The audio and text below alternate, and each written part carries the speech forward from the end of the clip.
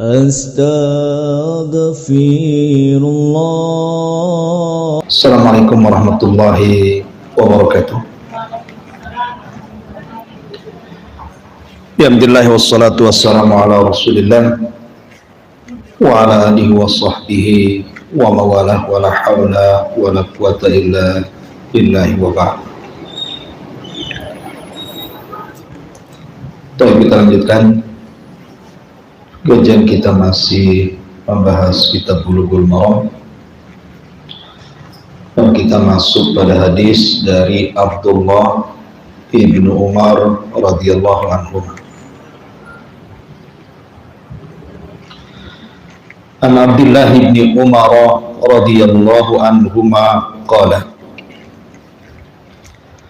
qala Rasulullah sallallahu alaihi wasallam rahimallahu imra'an shalla arba'an qabla al-'asri. Rawahu Ahmad wa Abu Dawud wa Tirmidzi wa hassanahu wa Ibnu Huzaimah wa sahhahahu. Dari Abdullah bin Umar radhiyallahu anhu, dia berkata, Nabi sallallahu alaihi wasallam bersabda, semoga Allah merahmati seseorang yang salat 4 rakaat sebelum asar. Hadis ini dikeluarkan Imam Ahmad, Abu Dawud, Tirmidzi dan dihasankannya serta Ibnu Huzaimah dan mensahihkannya. Hadis ini pendapat yang kuat adalah hadis yang lemah. Hadis ini adalah hadis yang lemah karena dalam sanadnya ada Muhammad ibn Muslim ibn Mihrab. Walaupun demikian, Imam Daruqutni beliau mengatakan la ba'sa bihi, tidak mengapa. Tetapi Abu Zur'ah mengatakan hadisnya wahin. Wahin itu artinya lemah. Bahkan hadis ini juga diriwayatkan Abi Dawud At-Tayalisi dan Ibnu Adi mengingkarinya dalam kitab Al-Kamil, dan juga Adz-Dzahabi dalam kitab Al-Mizan, dan mengatakan hadis ini dhaif, la yathbut, tidak tetap dari Nabi. Intinya hadis ini lemah. Tetapi sebagian fuqaha ahli fikih menjadikan dalil hadis ini sebagai sunnahnya tatawu, melaksanakan sholat tatawu 4 rakaat sebelum asar. Tetapi sekali lagi pendapat yang kuat bahwa hadis ini lemah. Cukuplah hadis yang sahih di mana Nabi sallallahu alaihi wasallam mengatakan baina kulli adzanaini salatun. Setiap pertengahan 2 adzan, maksudnya adzan dan qomat, itu ada salat 2 rakaat. Jadi cukup kita melaksanakan salat 2 rakaat sebelum asar, maksudnya setelah adzan sebelum qomat, gitu ya. Itu keterangan para ulama. Wallahu a'lam. Baik, kita lanjut. An Abdullah bin Mughaffal al-Muzani radhiyallahu anhu qala qala Rasulullah sallallahu alaihi wasallam sallu qabla al-maghrib, sallu qabla al-maghrib, thumma qala fi thalithati liman syaa.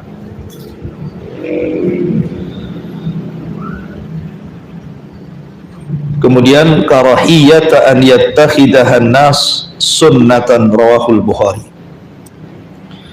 Dari Abdullah bin Mughaffal al-Muzani, beliau mengatakan Rasul sallallahu alaihi wasallam bersabda, salatlah kalian salat sunnah sebelum maghrib. Salatlah kalian salat sunnah sebelum maghrib. Dan ucapan yang ketiga kata Rasul, bagi yang mau saja. Kenapa? Karena Rasul khawatir manusia menjadikannya sebagai sunnah yang tetap. Jadi ada kalimat bagi yang mau, dan hadis ini dikeluarkan Imam Bukhari. Dalam riwayat Ibnu Hibban, anna Nabiy sallallahu alaihi wasallam shalla qabla al-maghribi rak'ataini. Nabi salat sebelum maghrib 2 rakaat. Kemudian juga riwayat Muslim dari Anas, kunna nusalli rak'ataini ba'da ghurubi syamsi wa kana an-nabiyyu sallallahu alaihi wasallam yarana falam ya'murna wa lam yanhana. Kata Anas bin Malik radhiyallahu an, kami dulu salat 2 rakaat sebelum terbenam matahari. Maksudnya setelah azan sebelum qomat gitu ya. Nabi melihat kita, tapi Nabi tidak menganjur dan tidak melarang. Nabi membiarkan gitu ya. Maka dari 3 riwayat ini, kata para ulama, bahwa sahabat Nabi Shallallahu Alaihi Wasallam itu kanu yabtadiruna as-siwara yusalluna hatain rak'ataini. Mereka setelah azan maghrib segera mendekati tiang, kemudian mereka langsung melaksanakan sholat 2 rakaat.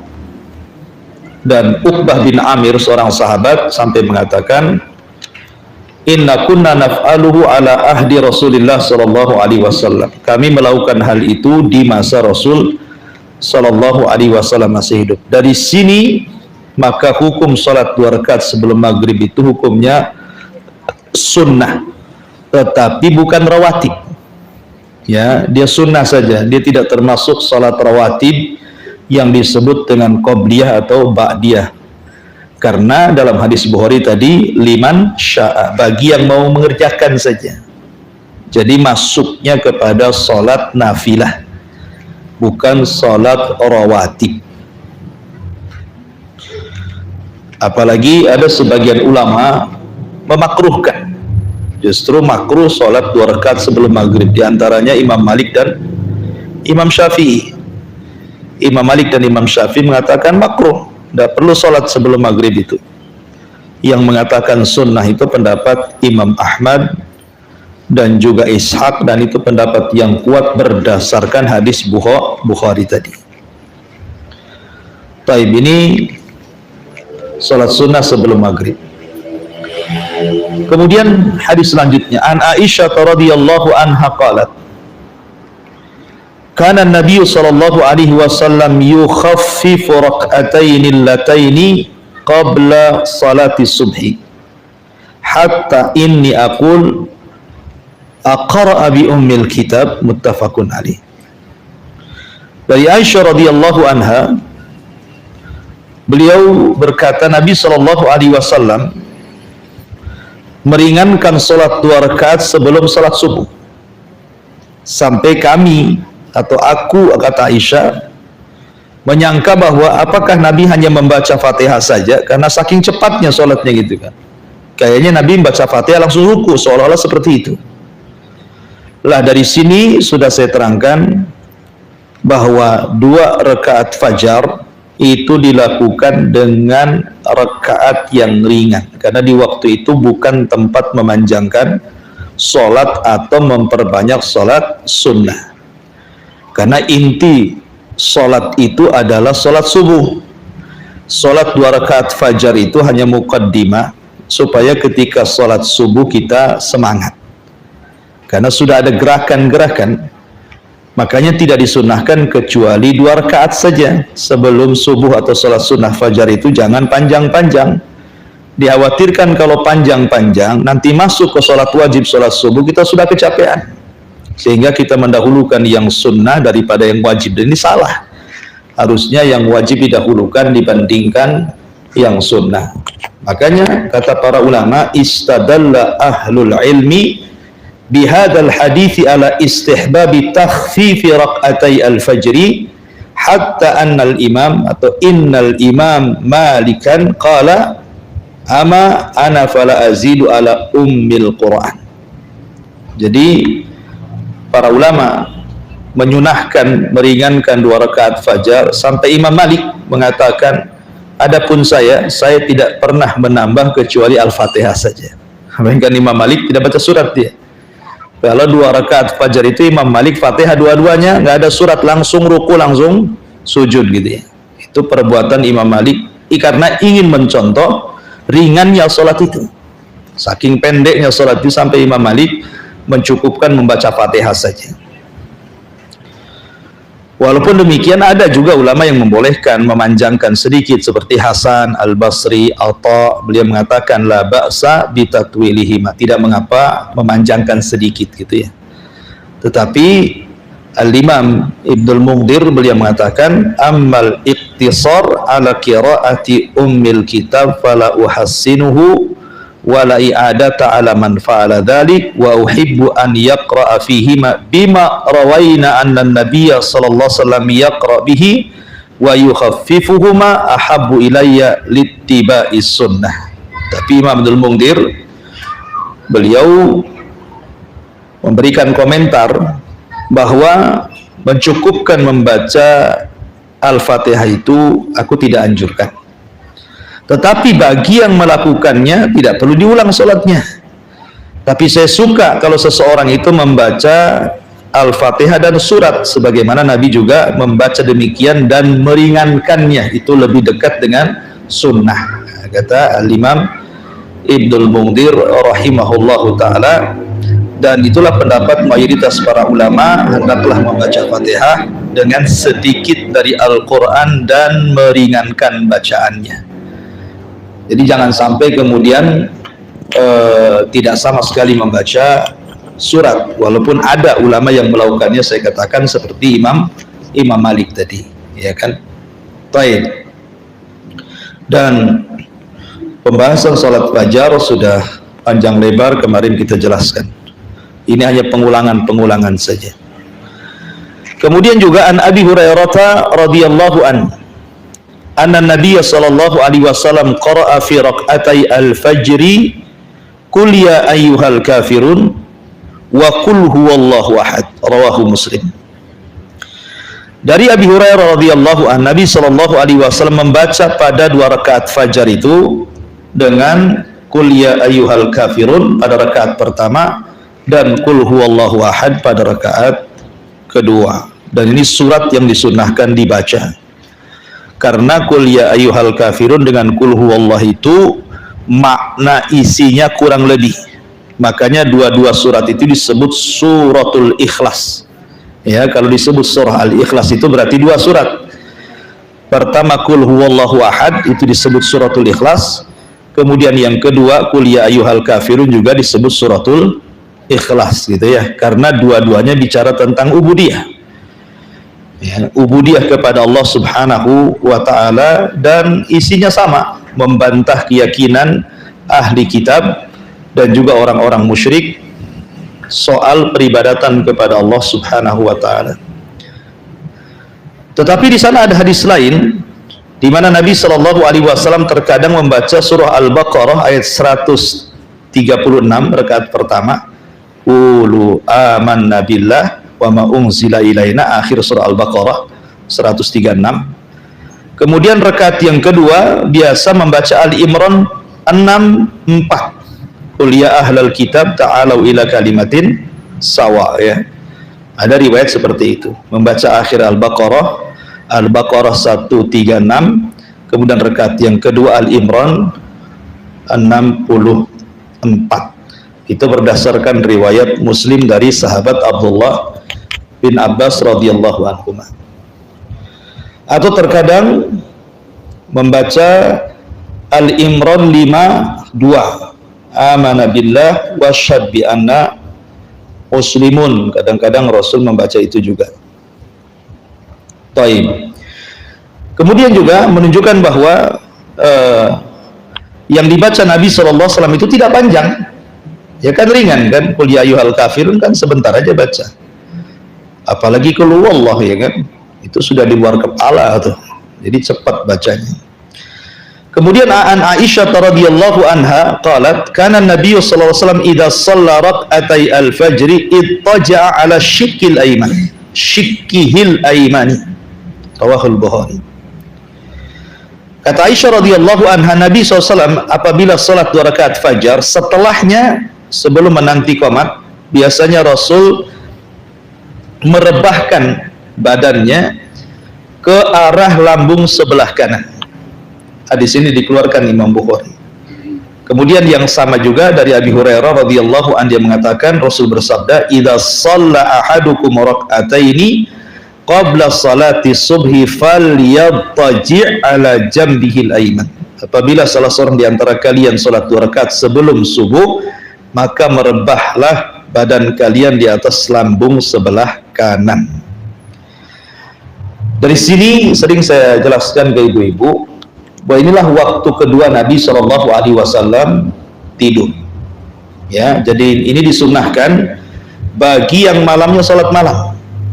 Ya, karena apabila Nabi SAW mendengar suara adzan pertama dikumandangkan Bilal, adzan kedua dikumandangkan Abdullah ibn Ummi Maktum, atau terkadang dibalik.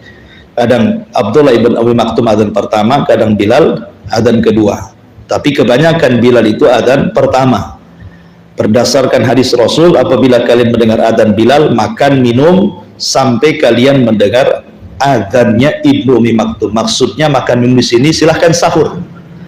Ya, masih ada kesempatan untuk sahur kalau masih mendengar adzannya Bilal. Karena adzan Bilal adzan pertama. Dan dari adzan pertama ke adzan kedua itu tidak lama, ya hanya sekitar 20 sampai 30 menit saja. Karena itu kan tujuannya adzan pertama itu membangunkan orang sholat subuh. Dari sini kata para ulama bahwa akhir tidurnya seorang muslim itu adalah di adzan pertama. Karena Rasulullah SAW apabila selesai melaksanakan qiyamul lail kemudian mendengar adzan pertama, Rasul mengatakan apa? Fal yarji qaimuha wal yastaikidna imuha. Hendaklah yang sudah sholat malam sudah berhenti istirahat. Kan dia sudah sholat malam kan, capek kan? Kenapa? Untuk mempersiapkan subuh, supaya jangan kecapean subuhnya. Jangan pula kemudian orang itu perhatian terhadap sholat malamnya kuat, sholat subuhnya pula lemah gitu ya. Terbalik, jangan mendahulukan yang sunnah dibandingkan yang wajib. Makanya ketika habis sholat malam itu disuruh untuk tidur, ya tidur sekitar 20 menit dari adzan pertama ke adzan kedua.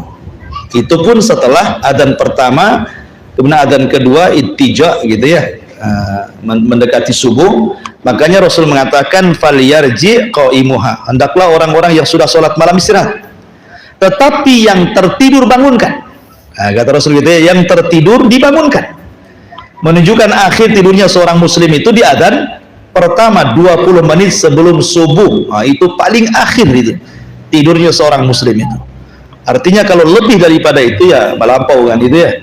Karena itu akhir tidurnya seorang muslim di adzan pertama, karena persiapan sholat subuh. Tapi yang malamnya qiyamul lail, maka justru terbalik, suruh tidur. Ya, tidur. Kalau ada orang mengatakan, Ustaz tidur dari adzan pertama ke adzan kedua cuma 15 menit sampai 20, bablaslah subuhnya kan gitu ya. Beda. Kenapa? Cara tidurnya. Makanya di sini dijelaskan cara tidurnya berdasarkan riwayat Aisyah dan juga Abi Hurairah. Cara tidurnya itu miring ke lambung kanan, kemudian telapak tangannya dijadikan bantal. Ya, jadi begini ya, miring ke lambung kanan. Itu tidur cara seperti itu tidak akan nyenyak, gak akan nyenyak tidur seperti itu. Ya, karena lambungnya tergencet sehingga kalau terdengar suara pasti akan terkejut dia, mudah bangun maksudnya. Ya, karena itu sebenarnya bukan tidur, maksudnya untuk istirahat saja. Tapi kalau tertidur pun tidak ada masalah, karena Rasul terkadang tertidur sampai ngorok juga. Ya, walaupun hanya 15 sampai 20 menit itu kan. Nah, karena supaya ketika sholat subuh itu sudah fresh lagi gitu ya, sehingga sholat malamnya tidak mempengaruhi sholat subuh. Nah, jadi itu penting seseorang itu bagi yang qiyamul lail, menghabiskan malamnya untuk qiyamul lail, istirahat 20 menit sebelum subuh. Dengan cara apa? Tidur ittija. Ittija ini sunnah hukumnya ya, tetapi kalau bisa jangan di kasur ya kan. Jangan pula AC dibuat 16, bantal pula buku empuk, telentang, bablas jam 7 bangun lah ya kan. Jadi itu sunnah hukumnya. Makanya Imam Syafi'i rahimahullahu taala ketika menjelaskan hukum ittija setelah 2 rakaat fajar itu, kata Imam Syafi'i istihbab, hukumnya sunnah. Hukumnya sunnah setelah melaksanakan 2 rakaat fajar ya. Tetapi apakah kemudian tidur ittija itu juga disunnahkan di rumah ataukah di masjid ya? Karena ini kan Nabi SAW biasanya melakukannya di masjid ya. Al-Hafidh Ibnu Hajar rahimahullah ta'ala dalam kitab Fathul Bari beliau mengatakan dhahaba ba'du salafi ila istihbabiha fil baiti dunal masjid. Sebagian ulama salaf bahwa tidur itu dilakukan di rumah bukan di masjid. Dan ini sebagaimana riwayat dari Ibnu Umar, dikuatkan sebagian guru-guru kami bahwa Rasul tidak pernah tadi saya katakan Rasul di masjid. Yang betul adalah bi annahu lam yanqul anin Nabi SAW annahu fa'alahu fil masjid. Rasul tidak pernah melakukan tidur ittija itu di masjid. Artinya Rasul melakukan di rumah karena memang rumahnya juga dekat dengan masjid kan. Dan juga telah sahih dari Ibnu Umar bahwa beliau yuhassibu man yaf'alu fil masjid, bahwa Ibnu Umar sampai agak sedikit keras gitu ya, melarang bagi orang yang melakukannya di masjid. Mungkin bahasa kita ya jangan tidur gitu ya. Artinya bahwa ittija ini sunnah di rumah ya, berdasarkan perkataan Al-Hafidh Ibnu Hajar dan asar daripada Ibnu Umar radhiyallahu anhu. Jadi kalau sudah di masjid ya di masjid baca Quran lah sambil nunggu qomat gitu ya. Baik, ini sampai di sini pembahasan salat sunnah fajar. Kita masuk pada qiyamul lail. An Ibni Umar radhiyallahu anhu maqala qala Rasulullah sallallahu alaihi wasallam salatul laili mathna mathna fa idza khashiya ahadukumus subha shalla rak'atan wahidah tutiru lahu ma qad shalla, muttafaqun alaih. Wa li khamsati wa sahahahu Ibnu Hibban salatul laili wan nahari mathna mathna wa qala an-Nasai hadza khata'un. Dari Ibnu Umar dia mengatakan Rasul bersabda salat malam itu hendaknya dilakukan 2 rakaat salam 2 rakaat salam. Apabila salah seorang di antara kalian takut terlewati subuh, maka salatlah 1 rakaat. Maksudnya salat witir ya. Kemudian dalam riwayat yang disahihkan Ibnu Hibban, salat malam atau salat siang itu dilakukan 2 rakaat salam 2 rakaat salam. Baik. Bicara tentang salat malam, pertama keutamaan malam dibandingkan siang. Mana yang lebih utama, waktu malam atau siang? Maka ulama mengatakan bahwa malam lebih afdol dibandingkan siang dengan berbagai alasan. Satu, karena malam itu tempat berkhalwat kita dengan Allah. Malam itu tempat berkhalwat kita dengan Allah. Di siang hari susah berkhalwat dengan Allah. Kenapa? Karena semua orang terbangun. Semua orang sibuk dengan dunia. Sehingga kalau kita berkhalwah itu agak kesulitan. Tapi kalau malam, mudah seseorang itu berkhalwat berdua-duaan dengan Allah Subhanahu wa ta'ala. Yang kedua, hadis tentang turunnya Allah Subhanahu wa ta'ala di sepertiga malam, di mana Nabi SAW bersabda yanzilu rabbuna ila sama'id dunya fi kulli thuluthil lailil akhir wa dhalika kulla lailatin thumma yaqulu Allahu azza wa jalla li ibadihi man yas'aluni fa'utiyah wa man yad'uni fa'astajibalah wa man yastaghfiruni fa'aghfiralah. Jadi Allah Subhanahu wa ta'ala turun ke langit dunia pada sepertiga malam akhir itu setiap malam. Kemudian Allah Subhanahu wa ta'ala berfirman kepada hamba-hambanya, siapa yang minta ku beri, siapa yang berdoa ku kabulkan, siapa yang minta ampun ku ampuni dosa-dosanya. Dan itu setiap malam. Dan itu hanya di malam. bukan di siang hari. Allah tidak pernah mengatakan demikian di siang hari. Allah hanya mengatakan di malam hari, menunjukkan bahwa malam lebih utama dibandingkan siang. Kemudian juga dalil yang menunjukkan malam itu lebih utama dibandingkan siang adalah peristiwa Isra dan Mi'raj. Isra Mi'raj dilakukan bukan di siang hari, tapi di malam hari, selepas salat Isya. Nabi SAW kemudian diperjalankan dari Masjidil Haram ke Masjidil Aqsa yang disebut dengan Isra. Kemudian dari Masjidil Aqsa ke Sidratil Muntaha yang disebut dengan Mi'raj. Dan malam itu pula Rasul turun dan kembali ke Haram, menunjukkan bahwa peristiwa itu terjadi di malam hari. Menunjukkan malam hari adalah waktu yang sangat istimewa. Makanya sholat sunnahnya juga istimewa. Sholat sunnah di malam hari jauh lebih utama dibandingkan sholat sunnah di siang hari. Kemudian juga malam hari mudah seseorang itu tafakkur. Bertafakkur kepada Allah Azza wa Jalla lebih mudah dibandingkan di siang hari. Makanya Allah mengatakan inna fi khalqis samawati wal ardi wa ikhtilafil laili wan nahar la ayati liulil albab. Ketika turun ayat ini, Nabi SAW menangis dari Isya sampai subuh. Ya. Kenapa? Karena merasa sedih gitu ya. Merasa sedih ketika dia turun ayat ini tentang pentingnya tafakur melihat kaun alam semesta ini. Ini diantara keutamaan malam dibandingkan siang. Adapun berkenaan dengan Qiyamul Lail, Qiyamul Lail ini sebenarnya kapan diperintahkan?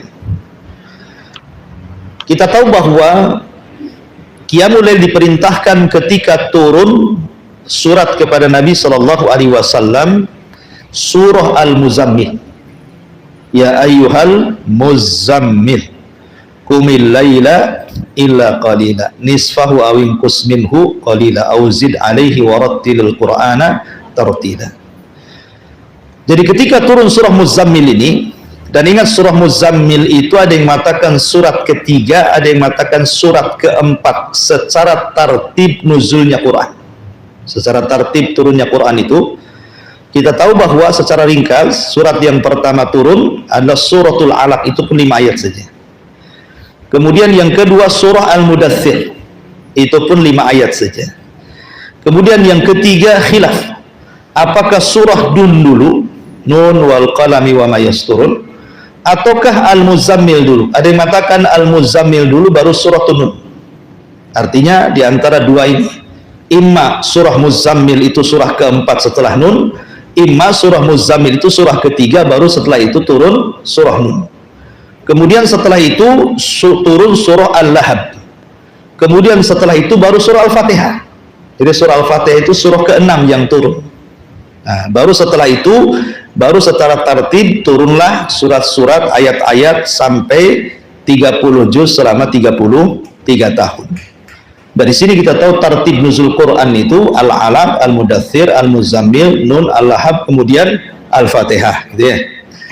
Lah ketika turun surah Al-Muzammil, surah Al-Muzammil ini, maka surah Al-Muzammil itu satu-satunya surat dalam Al-Quran dari 30 juz itu yang akhir surat memansuh hukum awal surat.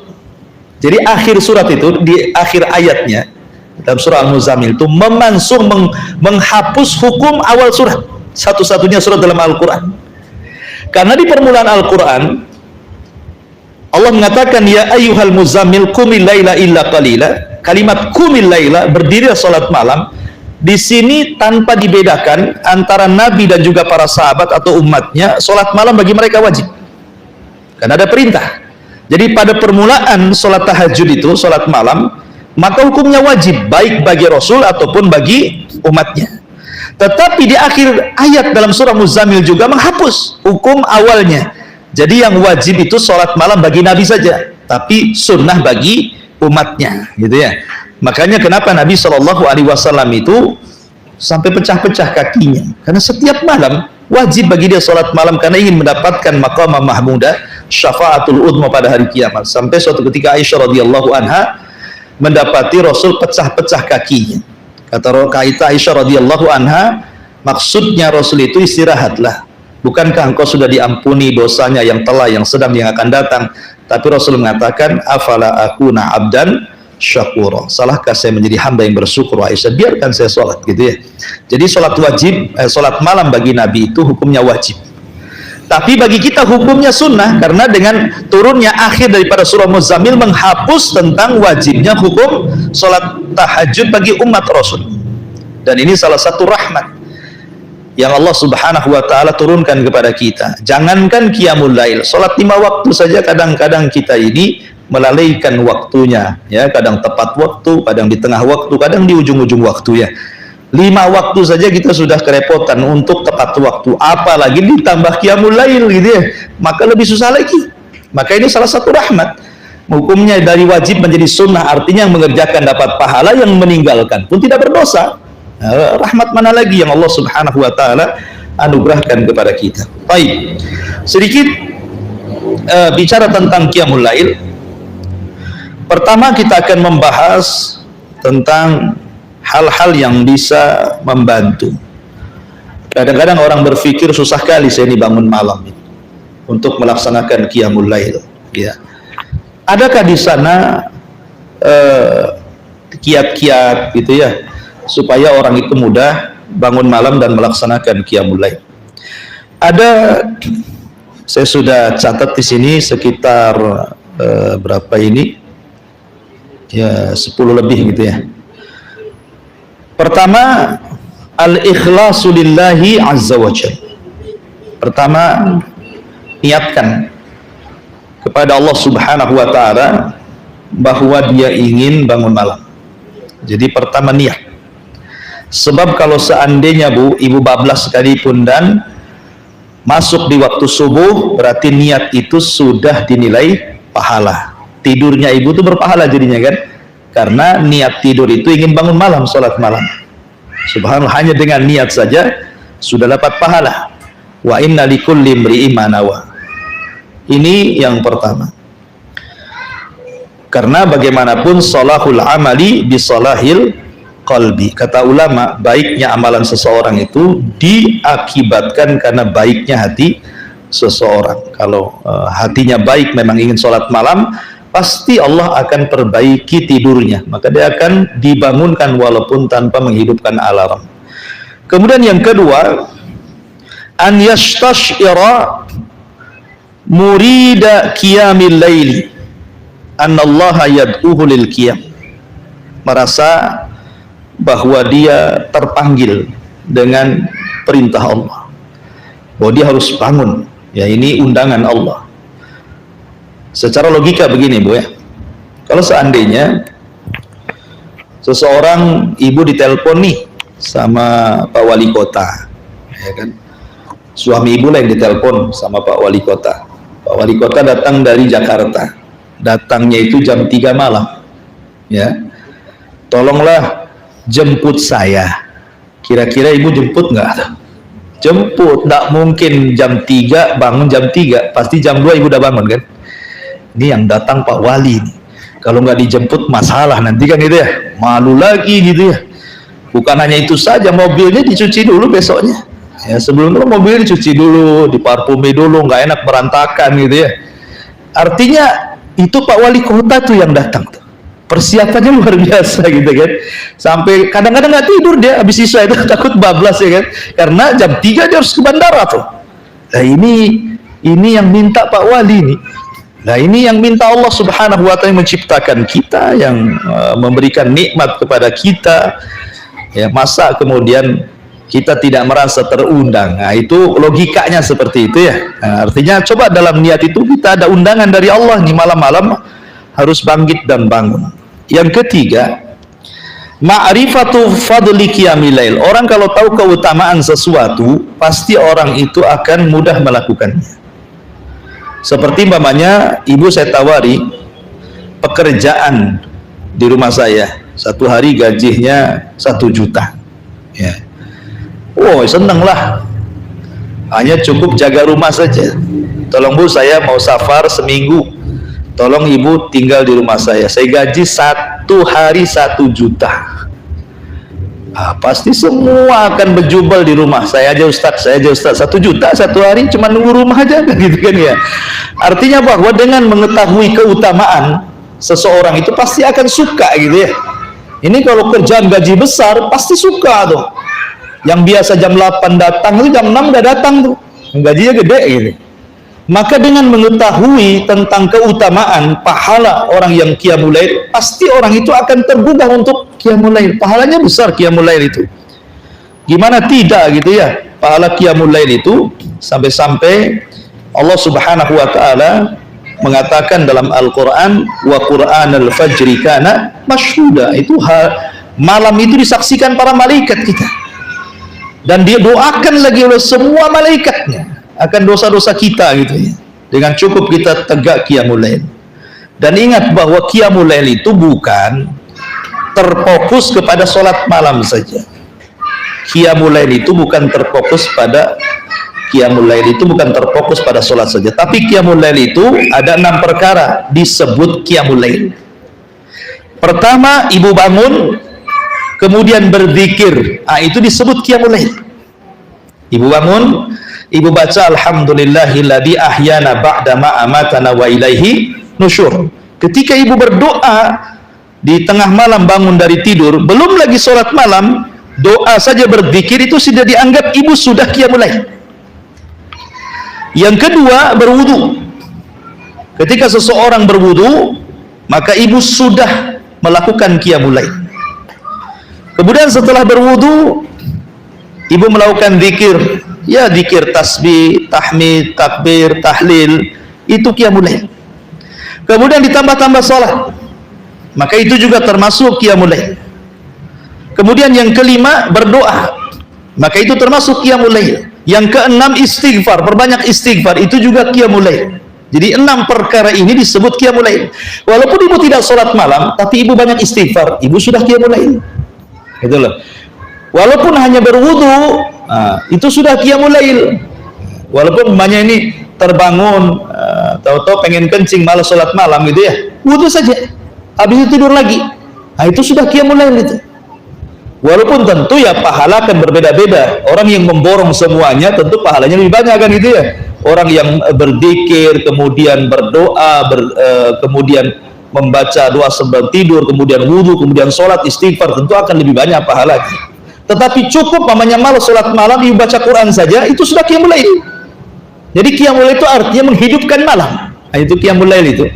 Dengan ibadah kepada Allah, dan ibadah itu kan mencakup istighfar, baca Quran, berzikir, sholat, berwudu, itu semua ibadah. Jadi tidak harus menghususkan seseorang harus sholat malam gitu ya kan. Orang itu kan ada iqbal dan idbar. Hati seseorang itu terkadang ada iqbal. Iqbal itu artinya semangat. Idbar itu artinya futur. Kan tidak setiap malam kita semangat, kan mesti ada futurnya. Mungkin ibu malas karena mungkin 1 hari itu kerja keras sehingga malamnya malas bangun.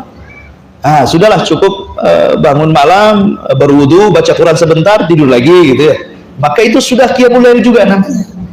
Jadi qiyamul lail tidak mesti dengan sholat, walaupun afdolnya tentu dengan sholat. Dan yang bisa menghilangkan ikatan setan 3. Ya, 1, berzikir setelah bangun tidur, alhamdulillahilladzi ahyana ba'da ma amatana wa ilaihi nusyur, maka hilang 1 ikatan. Kemudian yang kedua berwudu, maka hilang 2 ikatan. Kemudian yang ketiga sholat, hilang 3 ikatan. Karena setiap kita ini sebelum tidur, setan akan menguasai tengkuk kita, semua manusia ya. Setan akan datang kemudian mengikat tengkuk setiap hamba. Kenapa tengkuknya? Karena ubun-ubun itu tidak ada yang bisa menguasai kecuali Allah. Nasiyatim biyadi, ubun-ubun itu berada di tangan Allah. Setan tidak bisa menguasai ubun-ubun orang. Maksudnya ubun-ubun itu depan, ini ubun-ubun namanya. Setan tidak bisa menguasai otak depan, setan itu hanya menguasai otak belakang. Lah otak belakang kita itu diikat sama setan 3 ikatan. 3 ikatan diikat, sehingga ketika mendekati sepertiga malam, maka setan akan membisikkan di telinga kita, nim naumatan tawilah, tidurlah, malam masih panjang, tidur gitu ya. Sampai kemudian subuh 14 lah qiyamul lail. ya kan? Jadi disuruh tidur dikipas-kipas sama setan tuh ya. Tidur, ngapain bangun tidur katanya kan. Mimpi-mimpi yang indah. Jadi ketika itulah seseorang bisa susah untuk bangun, kecuali orang yang dirahmati. Sebelumnya sudah ada niat bangun gitu ya. Kemudian dia terbangun. Kalau ingin hilang 3 ikatan ini, karena 3 ikatan ini menentukan hidup ibu di pagi hari. Ya, semangat tidaknya, hatinya baik dan tidaknya gitu ya. Itu ditentukan dengan 3 ikatan ini. Kalau kita bisa melepaskan 3 ikatan ini, pertama dengan berzikir setelah bangun tidur, hilanglah 1 ikatan, kemudian berwudu setelah tidur, hilanglah 2 ikatan, kemudian sholat walaupun hanya 1 rakaat witir, hilang 3 ikatan, maka paginya kata Rasul, orang ini akan baik hatinya dan akan semangat hidup, dan orang ini akan diberikan kesehatan yang tidak diberikan kepada orang yang tidak pernah melakukan qiyamul lail. Jadi menentukan bangunnya tuh ya. Jadi dari sini menunjukkan bahwa 3 perkara ini yang bisa menentukan hilangnya 3 ikatan. Tapi kalau seandainya ingin qiyamul lail saja, membaca Quran gitu ya, ya itu juga termasuk qiyamul lail. Kemudian di antara hal-hal yang bisa membantu qiyamul lail adalah an-nadharu fi halis salafis salihin. Lihatlah kondisi para salafun salih. Sampai Abu Hanifah rahimahullahu taala itu disebut al-watad. Ya, al-watad. Watad itu seperti pasak yang ditancap. Ibu kalau buat tenda kan ada pasaknya itu. Ya, pasak. Jadi Abu Hanifah itu saking khusyuknya sholat, tidak bergerak itu ya, itu seperti pasak yang ditancap Abu Hanifah. Dan kita tahu Abu Hanifah itu satu di antara 4 ulama yang pernah menghatamkan 1 Al-Quran dalam 1 rakaat witir. Ya, yang tentu yang pertama sahabat Utsman ibn Affan, kemudian Tamim ibn Aus Ad-Dari, ya itu juga orang yang pernah menghatamkan Quran. Kemudian Abu Hanifah, kemudian Sufyan Ats-Tsauri. Ini 4 orang terkenal nih. Perhatian mereka kepada Quran luar biasa. Maksudnya ketika sholat luar biasa. Perhatian mereka kepada Quran dalam sholat. Utsman bin Affan, Tamim ibn Aus Ad-Dari, Abu Hanifah dan Sufyan Ats-Tsauri ini luar biasa. Mereka pernah menghatamkan Al-Quran dalam 1 rakaat witir. Kemudian juga yang nomor 5, an-naumu ala al-janibil aiman, tidur mengarah ke samping kanan, karena itu mudah bangun. Kemudian yang nomor 6, an-naumu ala taharah, usahakan tidur sebelumnya berwudu. Ustaz, saya kan sudah berhubungan dengan suami istri, junub, masa wudu? Ya, gak apa-apa wudu, karena wudu sebelum tidur bukan alasan karena junub, itu karena sunnah sebelum tidur. Mau junub nggak junub sama saja gitu. Tidur apa wudu dulu. Kemudian yang nomor 7, at-tabkir bin naum. Nah, ini yang paling penting, menentukan jam tidur. Menentukan jam tidur itu karena Nabi SAW dan para sahabat itu kan tidur mereka habis Isya, karena Rasul memang menganjurkan tidak boleh ngobrol setelah Isya dan tidak boleh tidur sebelum Isya ya. Setelah maghrib tidak boleh tidur, tapi setelah Isya jangan ngobrol. Maksudnya obrolan-obrolan yang tidak ada manfaatnya ya. Kalau untuk kajian ya tidak apa-apa, tapi di zaman sekarang kan hadis ini tidak berlaku, apalagi dengan banyaknya warung kuliner tengah malam ya, makin banyaknya food court, ada lagi angkringan tepi danau, ada lagi sampai ke mana-mana kan. Yang viral-viral itu penasaran pula, malam pula bukannya kan, bukan siang itu ya, angkringan itu malam rupanya bukannya. Itu pula yang menjadikan orang tidak bisa tidur tepat waktu itu. Nah, sehingga ya wajar kalau seandainya orang tidak bisa bangun malam itu ya karena jam tidur pun tidak pernah diperhatikan. Kalau kita mengikuti tidurnya Rasul habis Isya, dan itu secara kesehatan juga sudah diteliti, memang tidurnya Rasul itu mukjizat.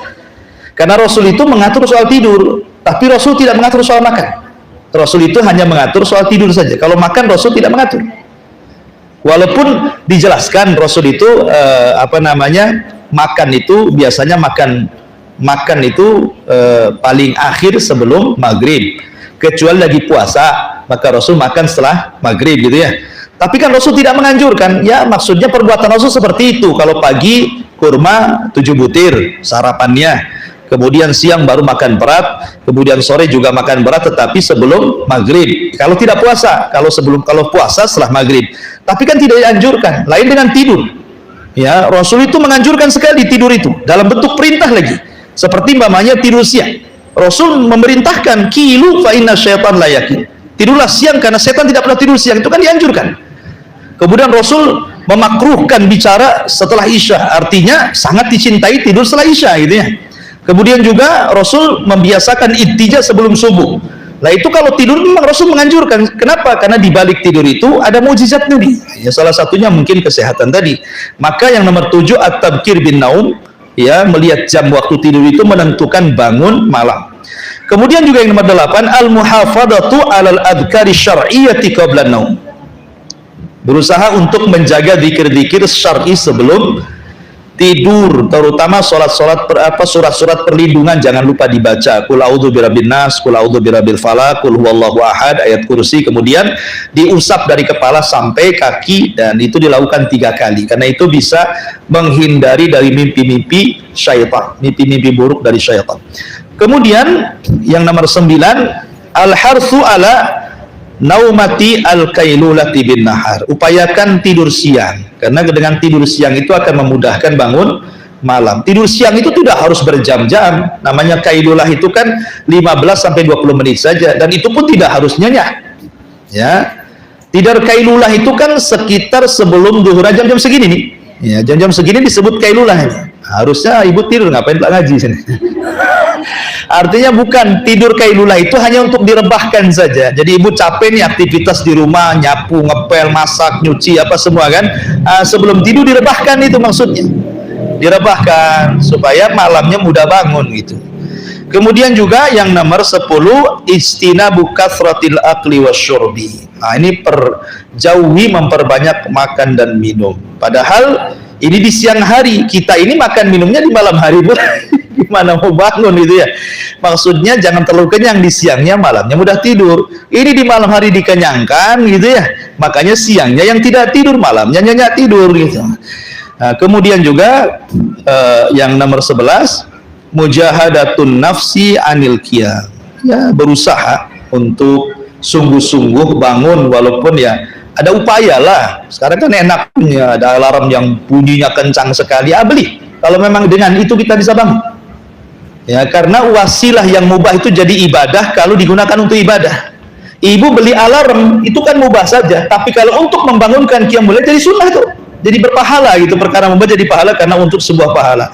Kemudian juga istinabudz dzunubi wal ma'asi. Upayakan jauhi dosa dan maksiat di siang hari karena itu yang melemahkan di malam hari untuk bangun malam. Ya. Termasuk juga ingat muhasabatun nafsi wa taubihuha ala tarkil qiyam. Introspeksi diri dan buruknya orang itu kalau tidak pernah bangun malam. Wallahu alam, ini hal-hal yang bisa membantu orang untuk bangun malam. Kemudian adapun tentang keutamaan salat malam sendiri, satu, salat malam ini termasuk sifat-sifatnya hamba Allah Ar-Rahman. Sebagaimana Allah mengatakan dalam Al-Quran, wa ibadur rahman alladzina yamshuna 'alal ardi haunan wa idza khatabahumul jahiluna qalu salama walladzina yabituna li rabbihim sujjadan wa qiyama. Jadi sifat-sifat hamba-hamba Allah yang Rahman adalah orang walladzina yabituna li rabbihim, orang yang di malam hari dia bangun sujud dan berdiri menghadap Rabb Allah. Kemudian yang kedua, di antara keutamaan qiyamul lail adalah memperoleh manzilatul aliyah, tempat yang sangat tinggi, di mana dalam sebuah hadis Allah Subhanahu wa taala akan menyediakan satu ghuraf. Ghuraf itu kamar. Kamar itu terbuat dari kaca jernih, di mana yang dari dalam bisa melihat keluar, yang dari luar bisa melihat ke dalam. Dan kamar itu berada di ketinggian sorga. Jadi istana di bawah, kamar itu di atas. Dan tabiat manusia di dunia pasti ingin meninggikan rumah kan, meningkat jadi 2 lantai, 3 lantai kan. Alasannya apa? Lebih enak, lebih bisa memandang, melihat gitu ya. Lah, tahu Allah Subhanahu wa taala tabiat manusia di dunia itu kesukaannya seperti itu. Karena bagaimanapun sorga itu kan miniatur dunia. Ya, ke apa yang dikehendaki manusia di dunia itu di sorga Allah capaikan, gitu ya. Jadi orang-orang yang nggak kecapai di dunia, kapan saya beli apartemen Habibie yang lantai akhir itu kan, paling atas gitu kan. Ibu tahu keinginannya seperti itu, maka Allah buatkan ghuraf di atas. Ya, di sorga itu Allah buatkan kamar yang sangat indah, dan kamar itu bisa memandang view-nya sorga. Makanya kenapa yang namanya sebuah villa itu ya, yang di puncak-puncak itu mahal harganya, bukan harga bangunannya. Kadang harga bangunannya tidak sampai 500 juta gitu ya. Kenapa harganya sampai MM-an ya? Itu karena view-nya saja sebenarnya yang buat mahal tuh. Jadi hati manusia itu memang pengen seperti itu, maka Allah Subhanahu wa taala kabulkan di akhirat. Dibuatnya sebuah kamar yang indah yang disebut dengan ghuraf. Nah, ketika sahabat bertanya, Rasul, ghuraf itu untuk siapa? Apakah untuk para nabi? Kata Rasul, bukan. Ghuraf itu, kata Nabi SAW, bukan untuk para nabi, tetapi orang yang atobal kalam. Pertama, orang yang santun cara bicaranya. Wa adama siyam, orang yang suka berpuasa sunnah. Wa it'amat ta'am, orang yang suka kasih sedekah makan fuqara wal masakin. Wassalatul laili wan nasu niyam, dan juga untuk orang yang senantiasa sholat malam di tengah-tengah manusia sedang tidur. Nah, jadi ghuraf itu diberikan kepada orang yang qiyamul lail. Makanya di sini di antara keutamaan sholat malam itu mendapatkan keutamaan yang tinggi di hadapan Allah kelak di surga yang penuh dengan kenikmatan. Kemudian yang nomor 3, ijabatul doa. Tadi sudah saya sebutkan hadisnya, bahwa di sepertiga malam itu Allah turun ke langit dunia dan menawarkan kekuasaannya, menawarkan kekayaannya, menawarkan ampunannya. Tidak ada malik, raja dunia sekaya apapun, sebutkan raja mana, sejak zaman dulu sampai hari ini, pemimpin negara, raja gitu ya, yang menawarkan kekayaannya diberikan majanan cuma-cuma kepada rakyatnya. Nggak ada ceritanya tuh. Nah, umpamanya presiden kita nih menawarkan kekayaannya, siapa yang miskin datang ke rumah gitu ya, ambil beras tiap hari. Nggak ada ceritanya itu. Ya paling kalaupun ngasih pakai anggaran gitu ya, bukan pakai uang pribadi. Kalau pakai uang pribadi ya sekali-kali lah. Ya, tetapi kalau setiap hari, apa nggak bankrupt gitu ya? Ngasih beras orang miskin setiap hari pakai kekayaan dia, walaupun dia presiden, walaupun orang kaya pun pasti bankrupt. Ya, kecuali orang yang yakin akan yang diganti oleh Allah Subhanahu wa taala. Ini pengalaman saya waktu di Yaman. Pengalaman, masya Allah, ada orang kaya di Yaman itu, di Taiz, daerah Taiz itu. Jadi dia menguasai pabrik-pabrik makanan se-Yaman. Mungkin bahasa kita kayak ciki, minuman kaleng, apa dikuasai dia semua. Jadi perekonomian di Yaman itu dikuasai orang kaya ini, di Taiz, ya, daerah Yaman tuh. Jadi kita sebagai talabatul ilmi, jadi banyak para talabatul ilmi itu yang mengajukan takdim. Takdim itu proposal bahasa kitanya ya. Datang ke orang kaya ini, kemudian nanti cukup dikasih tanda tangan, nanti diambil uangnya itu di bank tadamun namanya. Dan setiap hari yang minta itu, karena saya pengalaman ke sana juga masalah ini. Waktu itu dengan Ustaz Aswa, dengan beberapa asatidz di sinilah ke sana, pengen tahu sebenarnya kan, kok ada orang sedermawan itu. Rupanya ketika kita datang dan meminta kepada dia itu hanya diperbolehkan saat dia habis qiyamul lail. Karena orangnya hafal Quran. Sudah kaya hafal Quran, ya. Jadi nunggu dia sholat malam dulu gitu. Jadi orang tuh udah antri tuh ratusan orang, setiap hari ratusan orang. Dan paling sedikit, bukan kayak kita ngasih 20.000, enggak gitu. Jadi sekali ngasih itu 2 juta, 3 juta, 5 juta sesuai dengan kebutuhannya. Bayangkan kalilah berapa ratus orang setiap malam tuh. Kita bawa surat gitu kan, nunggu dia qiyamul lail, habis qiyamul lail dia langsung duduk baca Quran, disimak sama orang-orang. Nah, selesai kira-kira sekitar 1 jam sebelum subuh, mulailah orang-orang datang ngantri ngasih kertas, jadi tanda tangan. Nanti ngambil uangnya di bank tadamun, bank dia. Setiap hari. Ya, saya belum pernah selama seumur hidup saya itu orang yang paling dermawan kecuali orang itu. Sudah hafal Quran, orangnya pun sederhana. Kalau minta pun nunggu dia sholat malam dulu, habis itu didengarkan Al-Quran baru minta. Baru tanda tangan. Itu yang saya dapatnya di Yaman, orang kayak gini. Allahu alam ya, masih hidup atau sudah meninggal, sudah tua orangnya. Ya, tapi luar biasa gitu ya. Tetapi walaupun sedermawan manusia tidak bisa menyaingi Allah Subhanahu wa taala. Allah setiap sepertiga malam mengatakan, siapa yang berdoa aku kabulkan, siapa yang minta aku kasih, siapa yang minta ampun aku kasih ampunannya. Dan itu salah satu fadilah Qiyamul Lail. Kemudian yang nomor 4 di antara fadilah Qiyamul Lail adalah bab min abwabil khair, bahwa itu pintu dari pintu-pintu kebaikan, wa dalilun ala syukrillahi ala ni'amihi, dan itu dalil kita mensyukuri nikmat Allah. Nikmat Allah sudah banyak Allah berikan kepada kita, maka sebagai imbalannya maka Allah tidak menuntut apa-apa, hanya kita disuruh bangun sholat malam. Kemudian yang terakhir, yang kelima, bahwa sholat malam seafdol-afdolnya sholat sunnah dari sholat sunnah selain daripada di malam hari, artinya Qiyamul Lail. Wallahu a'lam. Banyak fadilah-fadilah yang berkaitan dengan sholat malam, dibaca sendiri dan cari sendiri. Ini diantara ringkasannya saja. Baik, sampai di sini kita buka tanya jawab dulu. Silahkan.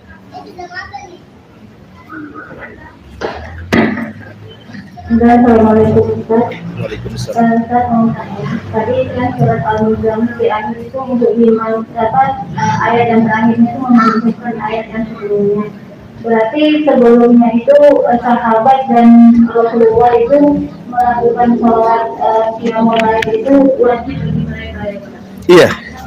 Jadi sholat malam itu di permulaan itu wajib hukumnya. Jadi tidak sahabat, tidak Rasul, mereka melaksanakan Qiyamul Lail. Bahkan berdosa kalau tidak melaksanakan Qiyamul Lail. Tetapi karena melihat memang ketidaksanggupan para sahabat, maka kemudian Allah Subhanahu wa taala menurunkan akhir surah Al-Muzammil memansuh, yang memansuh tentang hukum wajibnya Qiyamul Lail. Dan itu salah satu rahmat kasih sayang Allah kepada kita. Sama lah ketika Rasul sholat puasa wisol. Rasul kan puasa wisol. Wisol itu artinya dari sahur ke sahur. Sahurnya di waktu sahur, bukannya di waktu sahur, itu namanya wisol. Sahabat pada awalnya mengikuti cara Nabi berpuasa wisol itu, tapi melihat sahabat akhirnya sampai ada yang pingsan-pingsan gitu ya, maka Rasul SAW kemudian menasihati agar jangan mengikutinya. Alasannya, aku diberikan makan dan minum oleh Allah, kalian diberikan minum sama siapa gitu kan? Aku kuatkan Allah yang memperkuat diriku. Maka akhirnya sahabat pun tidak lagi mengikuti wisolnya Nabi gitu ya. Jadi ada perkara-perkara yang tadinya berlaku kepada para sahabat, tapi Allah tidak akan membebani sebuah syariat kecuali sesuatu yang mampu dilakukan hambanya. Salah satunya Qiyamul Lail. Ya, jangankan itu sholat 5 waktu saja, Musa alaihi salatu wassalam sudah memprediksi umatmu tidak akan sanggup. Kan Musa mengatakan seperti itu. Ketika syariat sholat 5 waktu, kata Rasul, Allah mensyariatkan bagi umatku sholat 5 waktu. Kata Musa, naik lagi, umatmu tidak akan mampu. Tetapi alasan Rasul, fastahyaitu rabbi, aku sudah malu. Dalam nggak apa-apa, 5 waktu saja itu sama dengan 50 waktu. Artinya perkataan Musa menjadi sebuah kenyataan kan.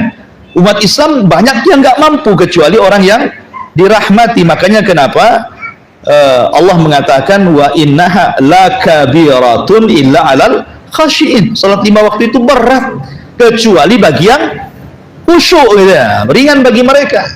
Tapi Allah mengatakan wa innaha lakabirah, asalnya berat salat itu. Kecuali orang-orang yang khusyuk maka ringan bagi mereka. Intinya bahwa salat malam itu wajib di awal, kemudian menjadi sunnah di akhir, tetapi bagi umatnya Rasul tetap wajib. Wallahu a'lam.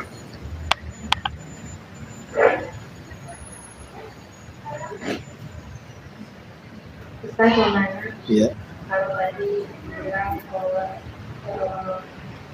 ketika malam itu Allah akan mengabulkan permintaan banyak. Bagaimana orang yang mulai nanti dia mengatur dirinya apa yang dia minta belum dikabulkan. Ya, alhamdulillah.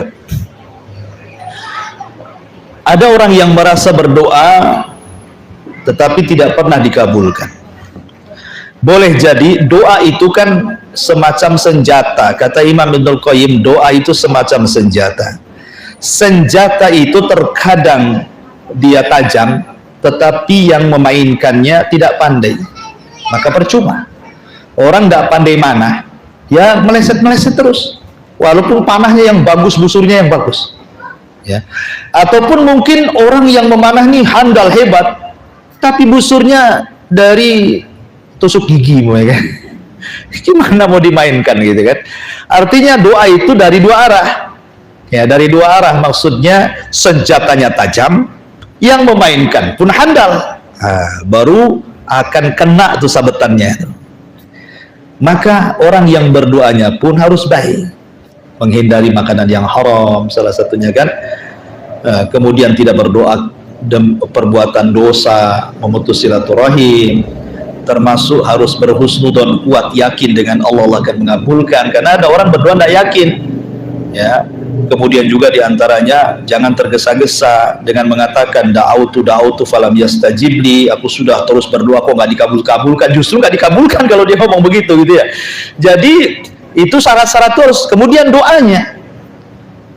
dan waktu-waktunya itu juga diperlukan. Doanya yang baik, waktunya pun waktu baik, sehingga antara orang dan senjatanya itu klop gitu ya, baru Allah kabulkan. Tetapi ingat, semua doa itu pasti Allah kabulkan. Nggak ada doa yang tidak Allah kabulkan. Cuman pengabulannya itu kan terbagi menjadi 3. Ada yang cash kontan, kita minta langsung dikabulkan. Ada yang kemudian ditangguhkan untuk mengangkat derajat dia di surga. Ada yang dikabulkan dengan cara yang lain. Allah tidak memberikan permintaan, tetapi Allah menjauhkan dari bahaya. Contoh umpamanya, dia susah, doanya, ya Allah luaskan rizki saya, luaskan rizki saya. Tetap saja nyewa rumahnya. Bukan berarti Allah tidak mengabulkan. Boleh jadi pengabulannya nggak seperti itu, tapi pengabulannya mungkin orang ini jarang kena sakit, gitu kan? Sebab kalau seandainya dia sakit, kemudian permintaannya dikasih, percuma, karena nanti untuk biaya sakitnya sudah habis. Nah gitu maksudnya, diberikan kesehatan, ketenangan, pengabulannya dengan cara yang lain. Ya, tidak mesti harus apa yang kita minta. Boleh jadi ada sesuatu yang jauh lebih baik pengabulannya dibandingkan yang kita minta. Nah, itu kadang-kadang kita suudzon saja sama Allah. Dengan diberikan kesehatan, dengan kita berdoa, kita minta uang 100 juta. Tetapi Allah Subhanahu wa ta'ala kemudian habis itu dikasihkan musibah bagi kita. Sakit, kanker, operasi lebih dari 100, habislah itu duit kan itu. Tetapi dengan diberikan kesehatan, walaupun tidak diberikan uang, itu lebih besar. Kenapa? Tidak merasakan sakit, tidak merasakan operasi, tidak merasakan tegang, tidak merasakan bingung mau mati atau nggak mati gitu kan. Artinya bahwa kenikmatan jauh lebih besar. Jadi begitu cara pengabulannya. Tapi tidak ada doa yang tidak dikabulkan. Orang kafir saja dikabulkan. Iblis lo berdoa dikabulkan. Ya Allah, tangguhkan usiaku sampai hari kiamat. Itu doa bukan? Doa. Dikabulkan tidak? Dikabulkan. Iblis lo dikabulkan. Apalagi kita bukan iblis. Ya, kalau iblis saja doa dikabulkan, bagi manusia. Ya, apalagi kita orang yang beriman, orang Islam. Tetapi ya tadi harus melihat bahwa ada hikmah-hikmah kenapa tidak lekas dikabulkan itu. Ada hikmah-hikmahnya. Kita harus mencari di sekitar kita. Wallahu a'lam. Bismillah, Assalamualaikum warahmatullahi wabarakatuh. Waalaikumsalam. Ustaz, menanggapi tentang tidur di pijak, tapi Ustaz, mana yang lebih utama setelah kita melakukan sholat fajar itu kita beristighfar minta ampun atau kita melakukan sunnah tidur di pijak itu? Lihat kondisi ibu. Ibu ini kalau sholatnya, umpamanya bangun separuh malam. Rasul itu kan sifat sholatnya 2 waktu. Pertama Rasul tidur separuh malam, kemudian dia qiyamul lail separuh malam. Atau Rasul tidurnya 2/3 malam, kemudian 1/3 malamnya beliau bangun. Dan itu disyaratkan dalam surah Muzammil, nisfahu, separuh malam. Rasul tidur, separuhnya Rasul qiyamul lail. Au zid alai, atau Rasul menambah tidurnya sedikit dari separuh menjadi 2/3. Nah, kemudian 1/3-nya bangun, gitu ya. Nah, kalau kita lelah, namanya orang sholat malam separuh malam 1 jam berdiri kan lelah bu ya kan. Jangan sampai kemudian kelelahan ini mempengaruhi sholat subuh. Ya, jangan sampai. Jangan alasan ngantuk sholat subuh gara-gara qiyamul lail. Mendingan ndak qiyamul lail daripada kemudian sholat subuhnya terlantar.